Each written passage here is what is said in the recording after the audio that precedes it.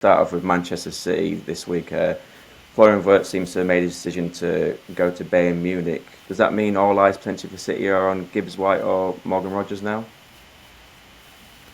Yeah, I would say it's a blow for Manchester City because Florian Wirtz would have been a dream signing for them, but it does seem the German international would prefer to stay in the Bundesliga with Bayern Munich. It ain't going to be a cheap deal by any stretch of the imagination, looking well in excess of 100 million euros for Wirtz. But yeah, it looks like Manchester City will have to turn their attentions elsewhere if they are to bring in a new playmaker in this summer transfer window to replace Kevin De Bruyne. Morgan Gibbs White is the name that is in most people's lips. He seems to be the preferred choice if City do bring in another attacking midfielder in the summer window. And obviously Gibbs White obviously he's had a very good season for Nottingham Forest this season again. 5 goals, 9 assists in 31 Premier League games. He's been instrumental in their push to try and qualify for the Champions League, but obviously they've had a bit of a stumbling block in recent weeks, so if they were to miss out on the Champions League, there's a real possibility that Gibbs White could be prized away. And again, a lot of it will come down to the price tag on his head.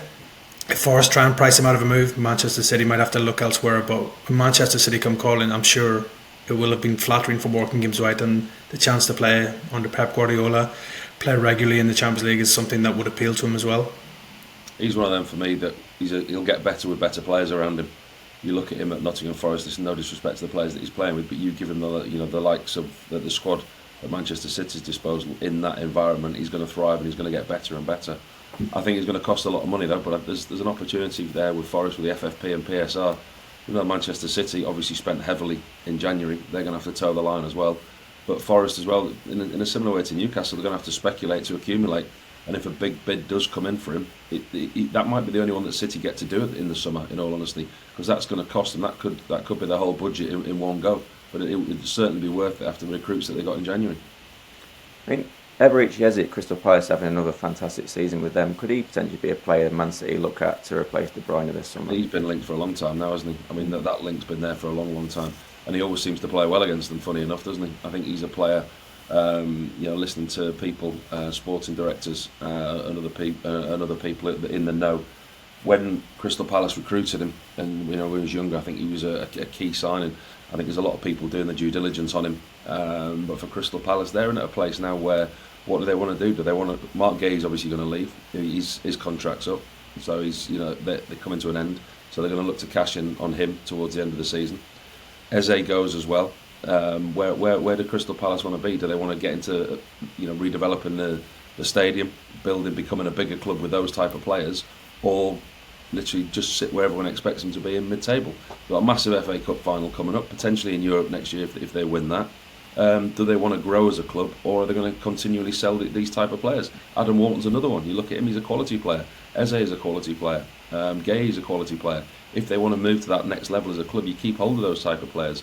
But a lot will tell you as to the ambition of that club, as to the destination of those 3 players, particularly at the end of the season.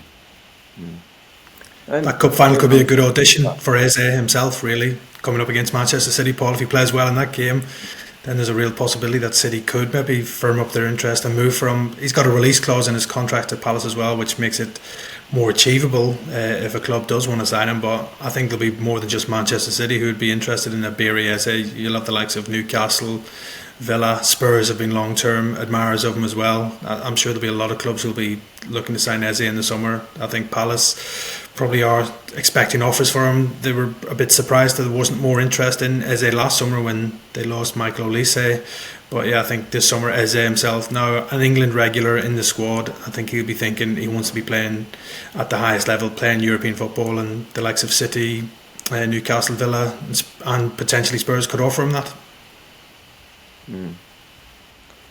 Moving on to Arsenal, there's been talk around William Saliba potentially joining Real Madrid. Could they keep him at Arsenal this summer? They've had another season now without any silverware. Real Madrid's obviously quite an attractive club to join. Do you think Arsenal could be able to fight off interest from Madrid for him?